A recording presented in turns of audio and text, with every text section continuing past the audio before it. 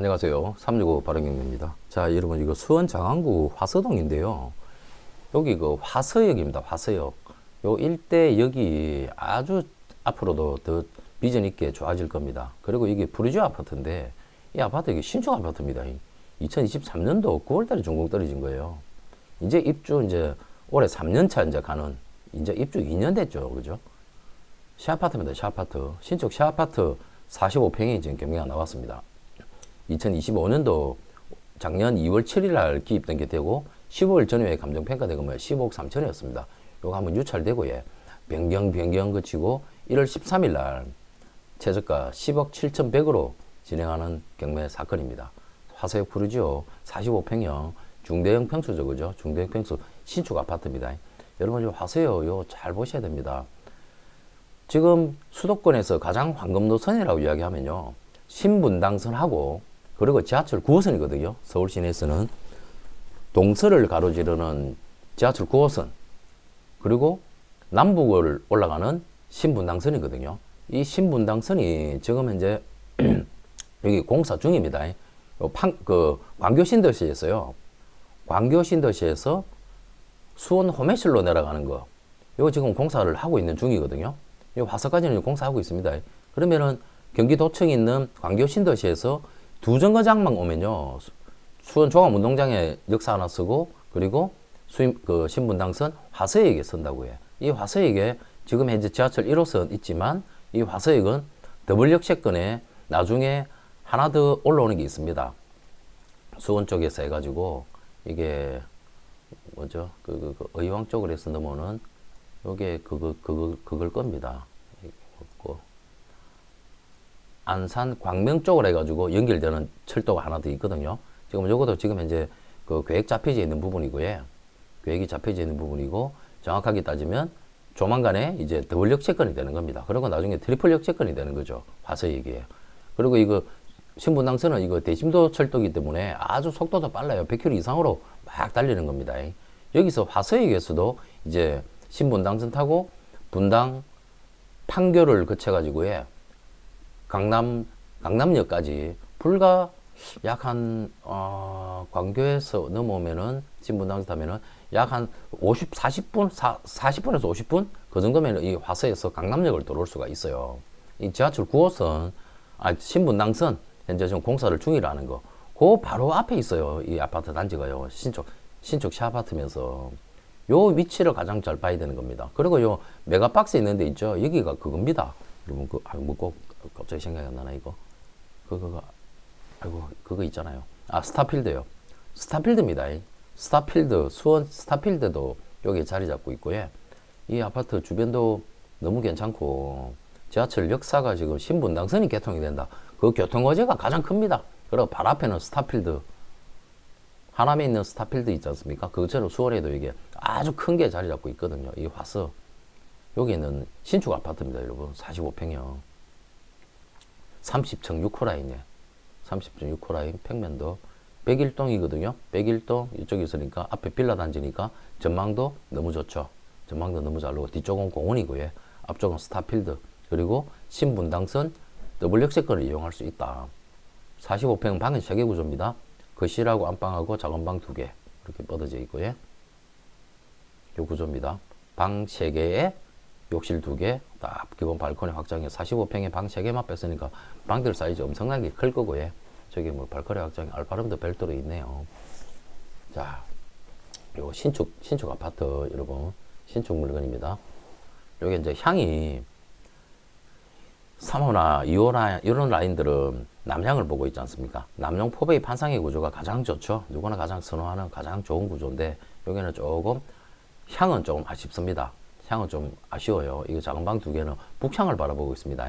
북향을 바라보고 있고, 서향을, 거실하고 안방은 서향을 바라보고 있습니다. 이 부분을 잘 생각해가지고 입찰가를 잘 잡아야 돼요.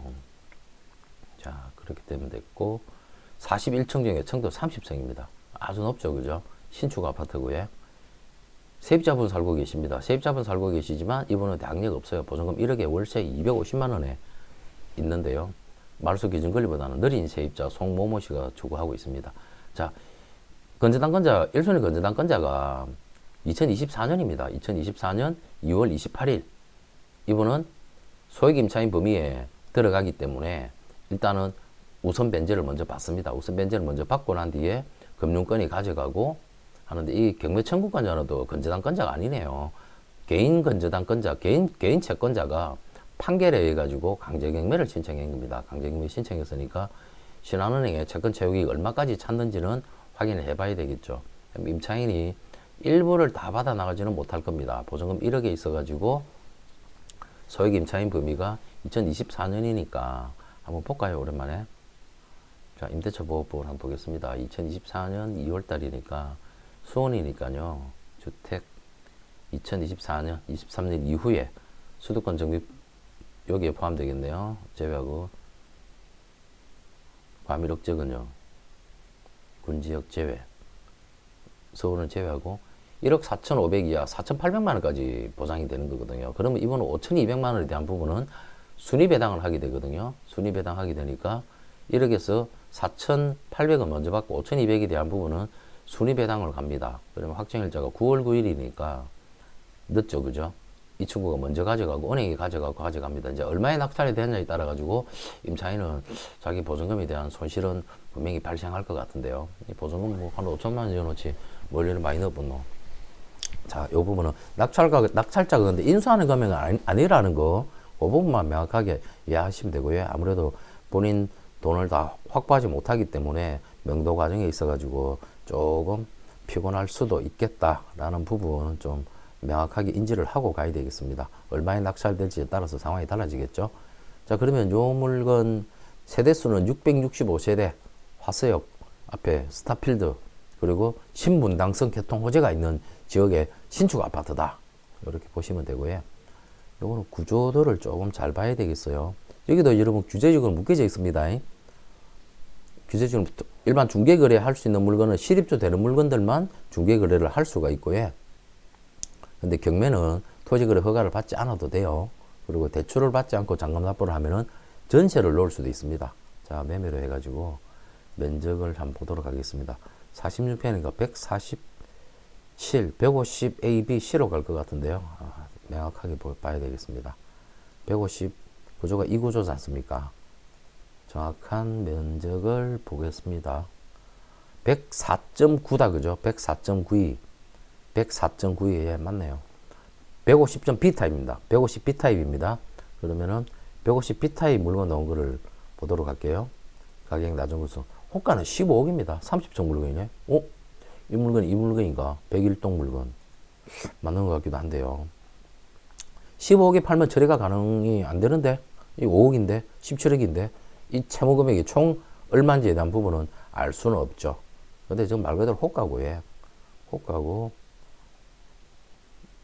잠시만요.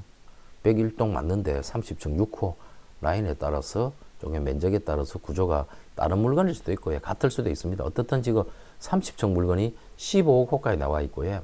실거래가 안 볼까요? 거래량이 많지는 않을 낀데 2024년도 한 건 거래된 거 이외에는 거래된 게 없어요. 그래도 14억 8천이 거래됐네요. 41장이.